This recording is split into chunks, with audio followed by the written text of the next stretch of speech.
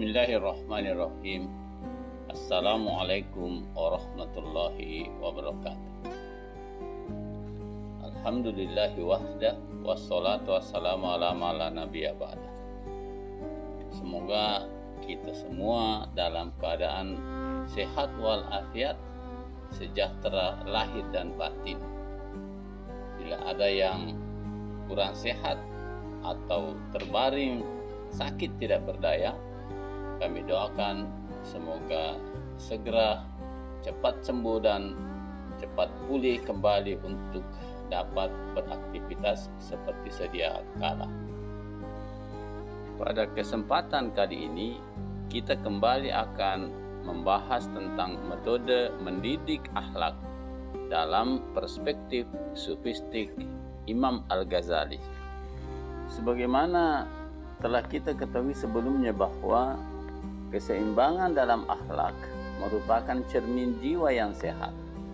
Sedangkan pergeseran dari keseimbangan ini akan menimbulkan penyakit dan gangguan di dalamnya. Seperti halnya keseimbangan komposisi unsur-unsur di dalam tubuh akan membuatnya sehat, dan penyimpangan berarti sakit.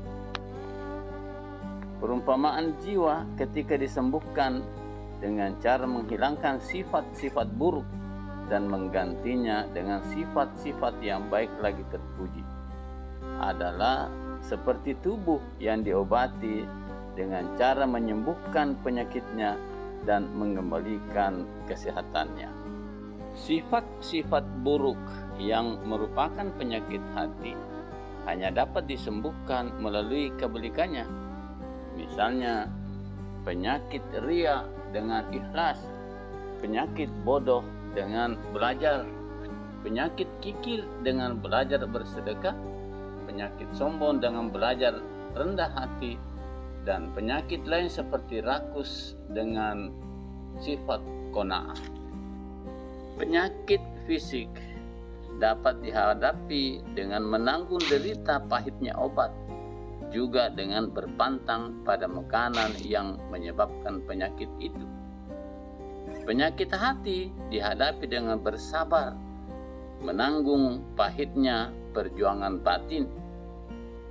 Penyakit fisik akan berakhir sampai saat mati, tetapi penyakit hati terbawa setelah mati. Seorang pasien sakit hati mesti mendapatkan pembimbingan dari syekh atau guru dengan mengikuti pola-pola atau menerapkan metode mendidik akhlak sesuai kaidah atau aturan. Antara lain, pertama, jika pasien masih pemula, maka pelajaran awal baginya adalah bersuci atau sholat.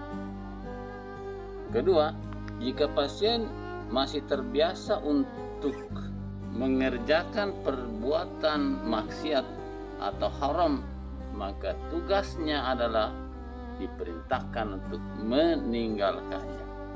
Selanjutnya yang ketiga, apabila telah ada peningkatan secara progres, maka pasien diajak untuk memulai berinfak dengan harta yang dianggap ada berlebih pada dirinya.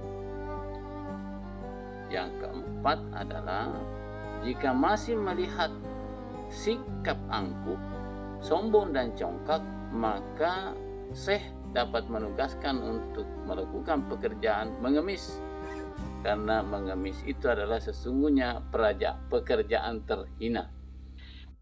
Jika pasien atau murid mulai berpenampilan rapi bersih, maka hendaklah dia ditugaskan untuk membersihkan kamar mandi, menyuruhnya menyapu tempat-tempat kotor, sering diajak untuk berada di dapur atau di tempat-tempat berasap. Tujuannya adalah agar jangan sampai ia belajar kemudian menjadi pesolek. Cara yang keenam adalah jika murid masih terlihat perilaku rakus atau serakah, maka dia diwajibkan untuk mulai berpuasa dan mengurangi makan.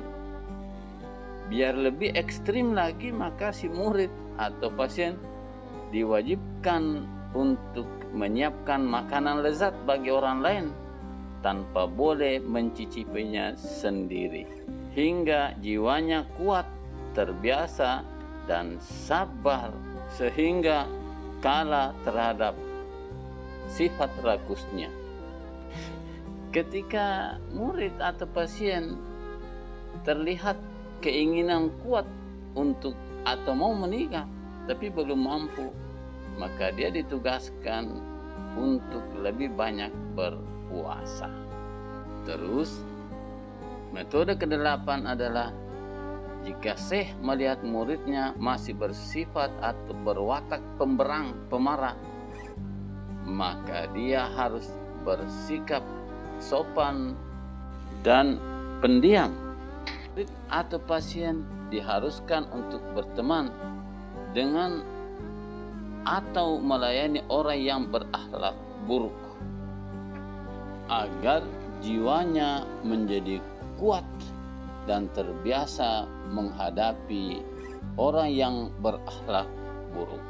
Kemudian yang ke-9, mungkin ini yang terakhir, jika seorang murid memiliki mental penakut, pengecut, maka ia dapat dilatih untuk sekali-sekali diajak ke laut untuk berlayar, karena biasanya rasa takut itu adalah bersumber pada pikiran sendiri. Semakin sering dilatih, maka sedikit demi sedikit dapat beradaptasi dan dapat menguasai rasa takutnya itu. Murid atau pasien yang sedang dalam keadaan menempuh bimbingan atau mendapatkan terapi dalam rangka mendapatkan akhlak yang baik mengikuti metode pendidikan akhlak itu adalah sama dengan perjuangan batin atau perjuangan spiritual, membutuhkan tekad dan semangat yang kuat untuk mendapatkan perubahan, untuk menjadi berakhlak yang lebih baik. Demikianlah metode mendidik akhlak dalam perspektif sufistik Imam Al-Ghazali. Semoga bermanfaat. Terima kasih. Wassalamualaikum warahmatullahi wabarakatuh.